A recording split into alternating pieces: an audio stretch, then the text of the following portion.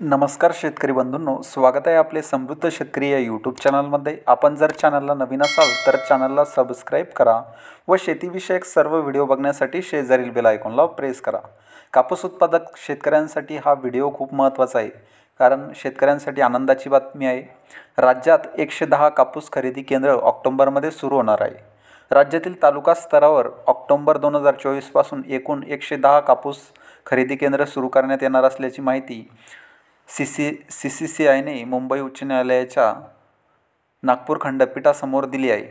शेतकऱ्यांच्या कापूस खरेदीबाबत मुंबई उच्च न्यायालयाच्या नागपूर खंडपीठात जनहित याचिका प्रलंबित आहे। ग्राहक पंचायत महाराष्ट्र संस्थेचे श्रीराम सातपुते यांनी ही जनहित याचिका नागपूर खंडपीठात दाखल केली आहे।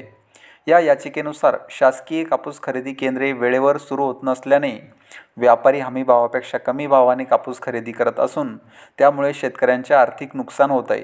त्यामुळे दिवाळीपूर्वी दसऱ्याच्या मुहूर्तावर राज्यातील सर्व तालुक्याच्या ठिकाणी शासकीय खरेदी केंद्र सुरू करण्यात यावीत। शेतकऱ्यांच्या शेतमालाची विक्री केल्यानंतर त्याचा मोबदला शेतकऱ्यांच्या बँक खात्यात जमा करण्यात यावा, अशी विनंती या याचिकेद्वारे करण्यात आली आहे।